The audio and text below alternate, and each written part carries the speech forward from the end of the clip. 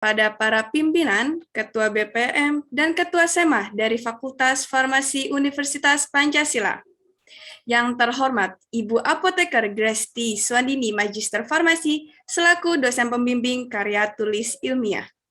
Dan yang terhormat kepada Dewan Juri, dan juga kepada peserta Lomba Karya Tulis Ilmiah Pharmacy Fair 2021 yang saya banggakan. Assalamualaikum warahmatullahi wabarakatuh. Salam sehat dan selamat pagi untuk kita semua. Semoga kita semua selalu dalam keadaan sehat walafiat ya. Pastinya, di mana masa pandemi ini sudah menjadi suatu kewajiban untuk kita menjaga kesehatan diri dan juga kesehatan lingkungan. Sebelum lanjut, izinkan saya untuk memperkenalkan anggota dari tim 1, karena ada pepatah tak kenal maka tak sayang ya, maka alangkah baiknya mari kita berkenalan terlebih dahulu. Sebelumnya perkenalkan, dari tim kami, ada saya sendiri sebagai presentator Arifta Farautami, kemudian ada Zikri Nugraha sebagai leader dari tim 1, dan ada Novianti Ramadhani. Next. Pandemi COVID-19 adalah sebuah kondisi darurat penyebaran penyakit yang disebabkan oleh virus corona. Ternyata, nama sebelumnya adalah Wuhan Pneumonia, karena awal terjadinya ini di kota Wuhan, Cina. Penyakit ini memiliki gejala awal seperti penyakit flu dan menular dari manusia satu ke manusia yang lainnya. Akan tetapi, karena ini merupakan virus yang baru, maka tubuh manusia yang belum pernah terinfeksi perlu waktu untuk mampu memproduksi antibodinya. Seperti yang dilihat pada layar, ada data COVID-19 terkini di Indonesia yang dapat dilihat bahwa sekitar 4.242.000 orang yang terkonfirmasi positif COVID. Kemudian ada 12.400 sekian yang dalam perawatan. Dan terkonfirmasi 4 juta warga Indonesia yang terkonfirmasi sembuh dan sekitar 143 warga Indonesia yang meninggal dunia. Sebelum kita menjelajahi dan berkenalan dengan aplikasi yang sangat bermanfaat ini, boleh next? Maka izinkan saya untuk menyampaikan perumusan masalah yang dibuat oleh kelompok kami. Next. Di mana aplikasi ini akan terus melakukan pengembangan platform selama pandemi COVID-19 berlangsung. Dan yang kedua, bagaimana cara strategi atau promosi dan implementasi model aplikasi Peduli Lindungi bagi masyarakat Indonesia. Next, adapun tujuan dan manfaat dibuatnya karya tulis ilmiah ini adalah memperhatikan permasalahan dan peluang yang ada. Karya tulis ini memberikan gagasan tentang penggunaan teknologi digital Peduli Lindungi sebagai upaya promotif dan preventif COVID-19 di Indonesia. Aplikasi yang digagas ini dimaksudkan untuk Indonesia harus terus meningkat upaya pencegahan, deteksi, dan respons pandemi COVID-19 secara teknologi digital. Oleh karena itu, diharapkan dengan inovasi dan terciptanya aplikasi Peduli Lindungi ini dapat menjadi upaya promotif dan preventif dalam menekan COVID-19 di Indonesia. Namun, dalam hal ini harus ada yang ditinjau dan dipelajari lagi lebih lanjut. Next, kembali lagi ke awal, apa sih itu aplikasi Peduli Lindungi? Pelindung Lindungi ini adalah aplikasi pelacak COVID-19 yang digunakan secara resmi untuk pelacakan kontak digital oleh pengguna masyarakat Indonesia. Dalam pembuatan aplikasi pada 27 Maret 2020 atau sekitar 18 bulan yang lalu, dengan rating yang didapatkan ini merupakan prestasi yang cukup membanggakan karena dalam waktu yang singkat, ternyata warga Indonesia dapat menghargai dan menyukai dari fitur-fitur yang diberikan oleh aplikasi Peduli Lindungi. Next. Adapun privasi dan keamanan pengguna. Pada era kemajuan teknologi, kini privasi dan keamanan pengguna harus diperhatikan karena adanya isu keamanan mengenai data pribadi menjadi topik yang masih sangat sering dibicarakan. Aplikasi Peduli Lindungi harus merilis kebijakan keamanan dan selalu melakukan update secara berkala mengenai keamanan platform dan peretasan data pribadi. Hal ini terkait mengantisipasi adanya data dari pengguna yang memiliki ancaman untuk disebar kepada pihak-pihak yang tidak bertanggung jawab. Untuk melindungi data pribadi, boleh next. Assalamualaikum warahmatullahi wabarakatuh.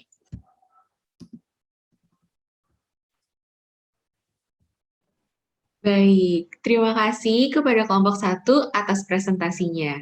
Acara akan dilanjutkan ke sesi tanya jawab dengan rentang waktu 15 menit.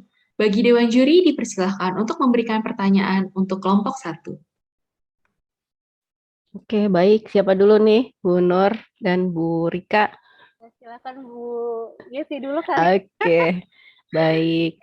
Selamat pagi, Arifta. Assalamualaikum.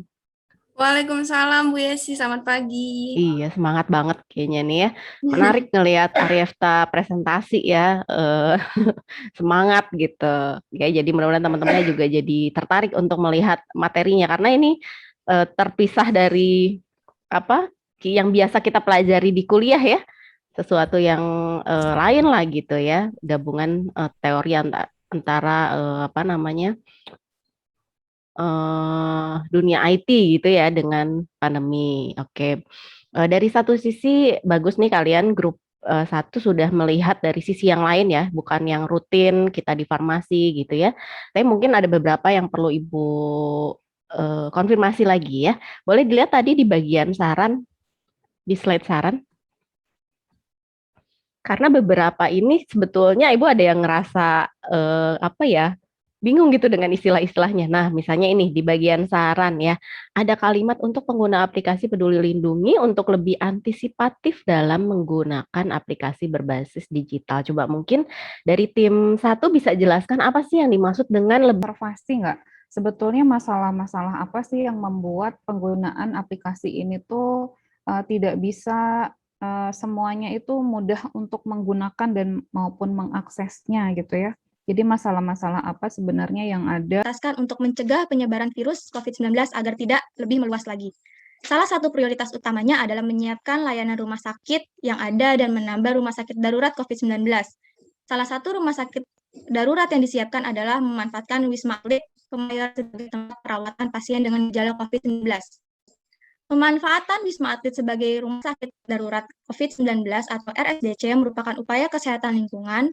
Rumah sakit darurat COVID-19 Wisma Atlet merupakan rumah sakit yang dinyatakan sebagai rumah sakit karantina. Artinya seluruh fasilitas yang berada di dalam pagar Wisma Atlet adalah zonasi kekarantinaan, yang mana seluruh area adalah zona kuning, sehingga siapa saja yang mengakses ke wilayah rumah sakit dibatasi dan diatur sedemikian rupa.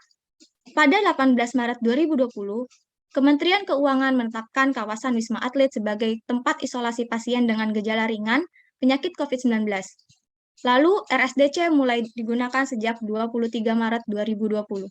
Next. Next, Aska. Next. Yang kedua adalah upaya ketiga.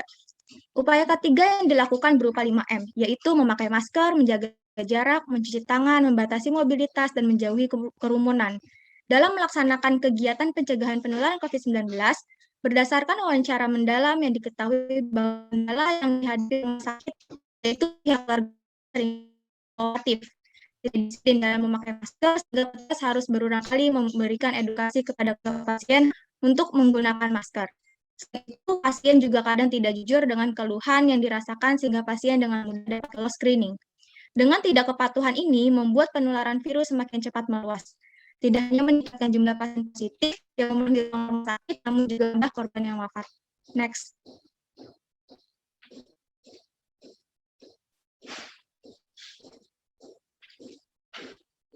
Lalu ada upaya vaksinasi. Next aja, Ska.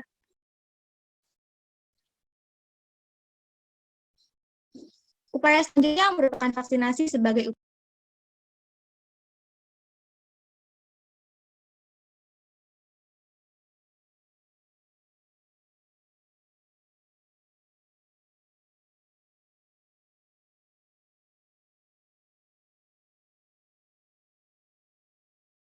Saya izin membackup untuk lanjut presentasi.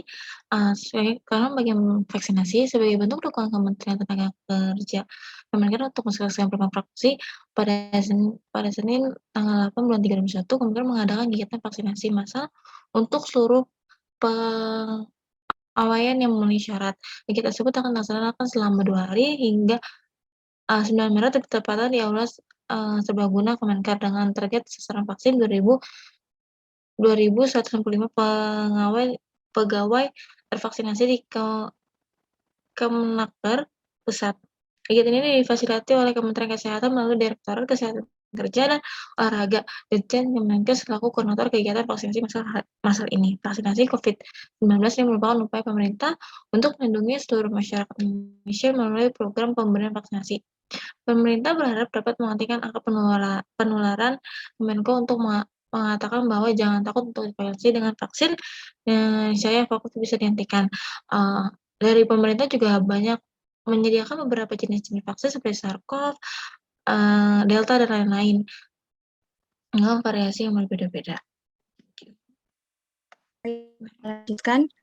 Untuk vaksin, peralatan, pendukung, dan logistik yang berkaitan dengan Puskesmas dan lainnya yang telah memenuhi persyaratan melakukan vaksinasi.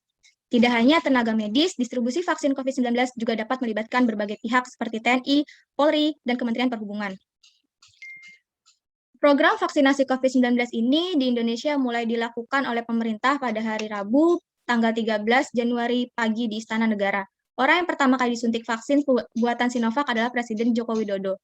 Pada saat yang sama, sejumlah pejabat, tokoh agama, organisasi profesi, serta perwakilan masyarakat turut mengikuti vaksinasi. Lalu, per tanggal 27 Oktober 2021, jumlah masyarakat yang sudah melakukan vaksinasi kedua sebanyak 70.113.618 jiwa. Next.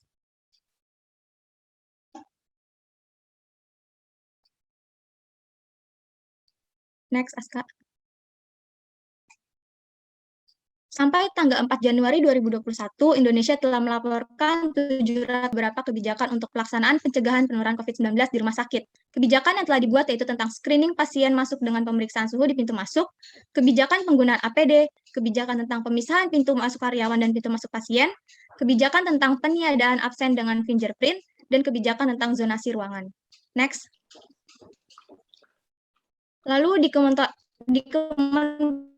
sendiri hingga COVID-19 terlebih dahulu. COVID-19 atau